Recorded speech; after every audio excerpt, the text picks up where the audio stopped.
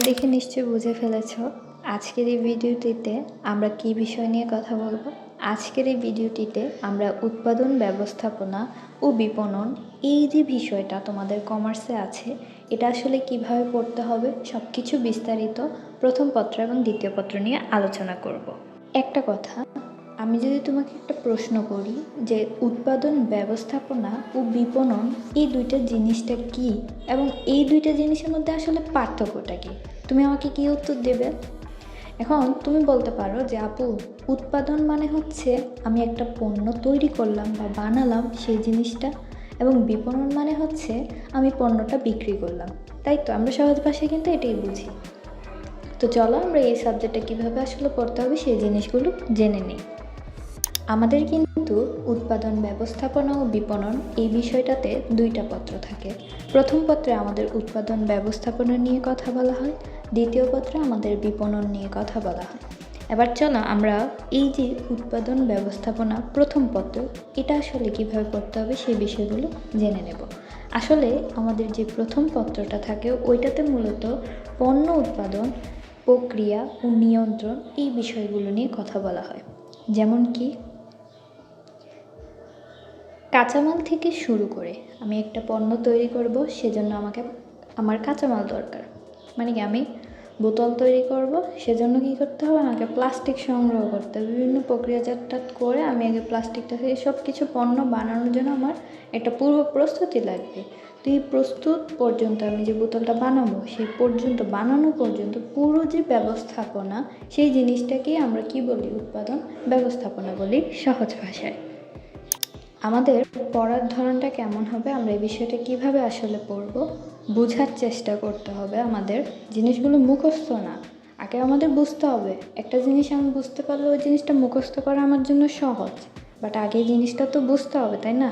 তো কীভাবে আসলে পণ্যটা তৈরি হয় এই জিনিসটা তোমাকে ধাপে ধাপে বুঝতে হবে। তারপর হচ্ছে আমরা এই পত্রে কি দেখি যে কনসেপচুয়াল আন্ডারস্ট্যান্ডিং খুবই গুরুত্বপূর্ণ। অর্থাৎ এখানে যতগুলো কনসেপ্ট থাকবে সেই জিনিসগুলো আমাদের বোঝা, সেই জিনিসগুলো আগে আমাদের বুঝতে হবে, সেটা আমাদের জন্য খুবই গুরুত্বপূর্ণ। এখানে আমাদের কি বোঝাটা গুরুত্বপূর্ণ, আগে আমাদেরকে বুঝতে হবে, মুখস্থ না। কিছু মানুষ দেখবা যে বই খুললে একটা ক্লাস করে আসলো অনলাইনে বা কলেজে, শেষ শেষ মুখস্থ করে শেষ। বাট এমনটা না, এই বিষয়টা আমাদের কি করতে হবে, প্রত্যেকটা জিনিস আমাদেরকে বুঝতে হবে, উদাহরণের মাধ্যমে বুঝতে হবে। এ দেখো 3 নাম্বারেই আমি বললাম, মুখস্থ না করে উদাহরণ দিয়ে এই জিনিসটা যদি আমরা বোঝার চেষ্টা করি তাহলে এই জিনিসটা আমাদের জন্য বুঝতে সহজ হয়। তো বই কেনার ক্ষেত্রে একটা জিনিস খেয়াল রাখতে হবে যে কোন বইয়ে উদাহরণ দিয়ে এই বিষয়টা খুব সুন্দর করে বোঝানো হয়েছে, সেই বইটাই তোমার জন্য পারফেক্ট হবে এবং তুমি সেই বইটাই কিনবে। আর যদি কিনে ফেলো তাহলে তো আর কিছু করার নাই, ঠিক আছে? যারা কিনছো, যারা মানে কিনো নাই, তাদের জন্য এই কথাটা বললাম। এবার দেখো কিছু পড়ার টিপস দিলাম 3টা। প্রতিটি অধ্যায় পড়ার পর নিজের ভাষায় ছোট সারসংক্ষেপ লিখে ফেলো। মানে এই যে অধ্যায়টা পড়েছো, এই অধ্যায়টা থেকে তুমি আসলে কি বুঝেছো, অর্থাৎ সামারিটা লিখে ফেললে তোমার জন্য ভালো হবে। যদি তোমার দরকার হয় তাহলে সেক্ষেত্রে লিখবে। আমরা কিন্তু প্রত্যেকটা অধ্যায় শেষে দেখতে পাই যে আমাদের প্রশ্নোত্তর দেওয়া আছে, অর্থাৎ বোর্ড কোশ্চেন দেওয়া আছে।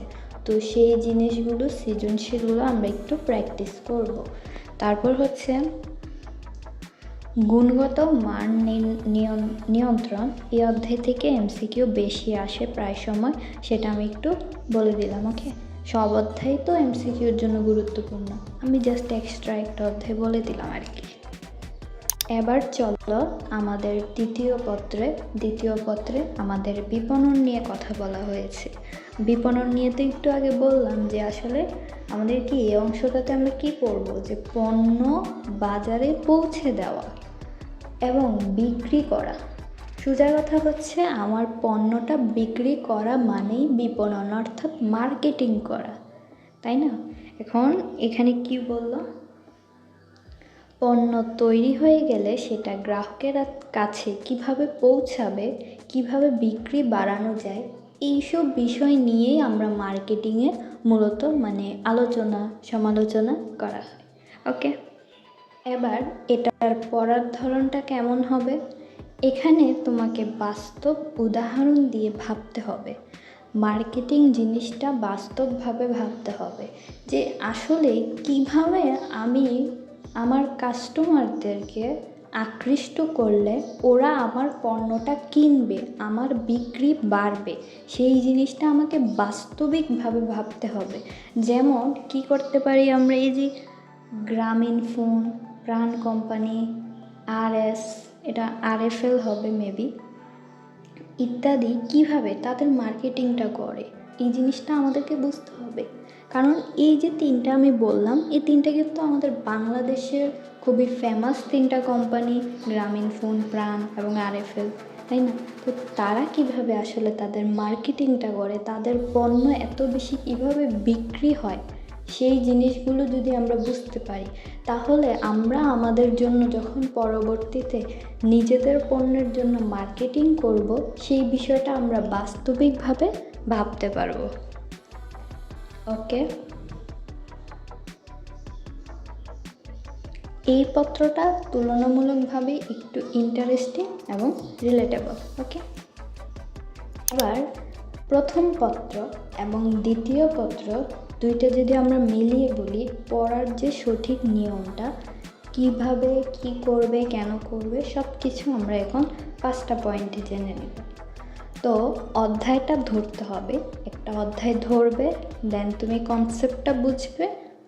মুখস্থ না করে বোঝা গুরুত্বপূর্ণ, আমি এই কথাটা অনেকবার বললাম ভিডিওতে। মুখস্থ না, তোমার কাছে বোঝাটা হচ্ছে গুরুত্বপূর্ণ। প্রতিটি অধ্যায়ের কি পয়েন্ট লিখে নেবে, রিভিশন করতে সহজ হবে। অর্থাৎ পরবর্তীতে যদি তোমার পরীক্ষা হয়, তো সেক্ষেত্রে তুমি যখন কি পয়েন্টগুলো, যেগুলো খুবই দরকারি পয়েন্ট, ওইগুলো যদি তুমি লিখে রাখো, এটা তোমার জন্য ভালো হবে। এটা হচ্ছে তোমার চয়েস, তুমি লিখে রাখবে কি না, আমি জাস্ট বলে দিলাম। বোর্ড প্রশ্ন চর্চা করবে, কোশ্চেন প্যাটার্ন বুঝে যাবে।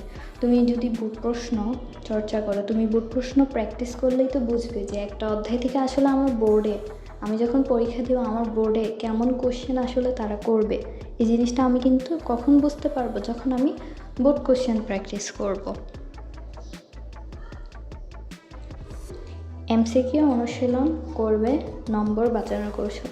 অর্থাৎ আমরা কিন্তু চেষ্টা করি যখন আমাদের সিকিউটা, যখন আমাদের পরীক্ষা খারাপ হয়, তখন MCQতে যাতে আমরা ভালো করতে পারি, সেটা দিয়ে যাতে কাভার করতে পারি, সেই জিনিসটা কিন্তু আমরা করি, তাই না?